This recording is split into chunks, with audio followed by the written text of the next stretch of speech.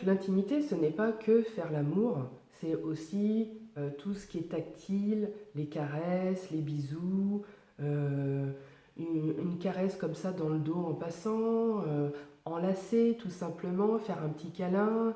Moi j'aime bien aussi caresser les petites fesses, ou faire des petits trucs comme ça sur le visage, mais tout en douceur, tendrement. Et moi, ça me nourrit énormément. Donc ça, c'est tout le long de la journée. Et c'est vrai que le soir, euh, on peut aussi avoir des moments de tendresse, de se prendre dans les bras, de se faire des bisous. Il n'y a pas forcément besoin de sexualité, de pénétration. On peut rester dans la caresse. Et si votre ami n'a pas envie de sexualité, il faut lui demander pourquoi.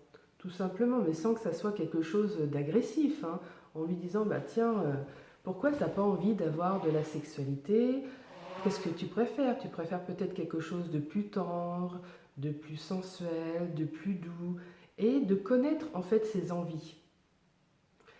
Et plus vous allez en discuter, doucement, en mettant une ambiance très chaleureuse avec un peu de musique, sans que la personne se sente forcée de quoi que ce soit. C'est pas parce que vous allez en discuter que vous allez aller directement au lit et faire l'amour, hein. C'est une discussion. Voilà, c'est commencer à se dire euh, j'aimerais changer l'intimité du couple. Et ça ne veut pas dire que vous allez changer la libido de l'autre personne, hein. C'est juste changer l'intimité et dire bah tiens, moi par contre, j'ai besoin d'avoir des relations sexuelles au moins une fois par semaine ou deux fois par semaine, toi tu en as besoin tous les combien? Et essayer de trouver un rythme ou un échange pour que les deux personnes se sentent bien. Et ce qu'il y a aussi, alors peut-être que là je vais te choquer, il y a ce qu'on appelle la masturbation. C'est quelque chose qui fait énormément du bien. Déjà, c'est sain. Et surtout, c'est comme si tu te masses donc ton sexe, et ça va libérer des tensions. Et ça aussi, c'est pareil, que ça soit dans la cuisine, que ça soit au niveau du jardinage. Pourquoi toujours attendre qu'une autre personne nous fasse du bien? On peut se le faire soi-même, autant le faire. Le faire à deux, c'est bien. Mais quand l'autre personne n'en a pas envie, on ne va pas attendre pendant 107 ans. Après, tu peux aussi faire le choix de te dire bah voilà chérie, je préfère qu'on soit un couple libre et si j'ai envie d'avoir de la sexualité, j'ai envie d'aller voir autre part. Mais il n'y a pas beaucoup de couples qui acceptent d'être un couple libre. Parce que si toi tu veux être libre, eh ben, il faut aussi admettre que l'autre personne qui partage ta vie veut être libre aussi. Donc il faut instaurer dans le couple une liberté sexuelle dans la communication et la discussion et surtout un échange pour savoir qu'est-ce qu'elle aime ma partenaire, qu'est-ce qu'il aime mon partenaire, pourquoi moi j'ai l'impression que j'aime ça et que lui n'aime pas ça. C'est encore une impression.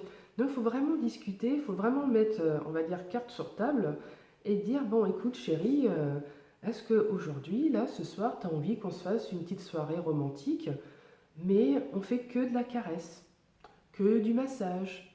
Et si tu n'as pas envie d'aller plus loin, on va pas plus loin. Ce qu'il y a aussi d'intéressant dans les massages, c'est tout ce qui est les massages tantriques. Donc c'est vraiment donner un massage euh, du corps entièrement, avec aussi un massage au niveau du point sexuel. Ça veut dire aller masser les parties intimes avec des huiles. Sur YouTube, vous avez une ou deux vidéos qui est assez intéressante. Il faudrait que je les mette en lien sur mon site. Et tout se fait dans la sensualité, dans le respect, dans l'amour, dans la beauté, dans l'échange. C'est-à-dire que l'autre personne, elle sera massée au début au niveau des jambes. On va monter comme ça les cuisses, les hanches, le ventre, les épaules. Elle va se tourner tout le dos. Et on redescend comme ça avec les jambes aussi. Et on va finir sur la zone sexuelle. Et en fait, il y a une telle détente qui se fait. Et surtout, ce qui est très important, c'est qu'il n'y a pas obligation de faire l'amour après. c'est vraiment un don qu'on fait à l'être qu'on aime, un massage à part entière, et il n'y a aucune obligation. Et à partir du moment que l'autre personne en face sent qu'elle n'est pas obligée de se donner, elle va s'ouvrir d'autant plus. Donc, il y a massage tantrique pour hommes et massage tantrique pour femmes. C'est le yoni et l'autre mot, je ne m'en souviens pas. Je mettrai des petites choses plus en détail. Et c'est très bon, ça fait du bien, ça libère toutes les tensions. Et si on finit avec un gros câlin, c'est super. Mais si on finit tranquillement, on aura déjà eu le plaisir de recevoir le massage et surtout le plaisir de donner le massage parce que c'est vraiment très tactile et il y a des énergies qui passent et c'est super agréable. Donc on a vu la communication, au niveau de la libido, on a vu les massages. Vous pouvez aussi organiser des petits week-ends en amoureux avec de la découverte. Donc discutez de ce que vous aimeriez partager tous les deux pour que ça soit vraiment un moment agréable à deux, pas que pour une personne. Et déjà, si vous arrivez à faire toutes ces petites choses-là, ça sera super.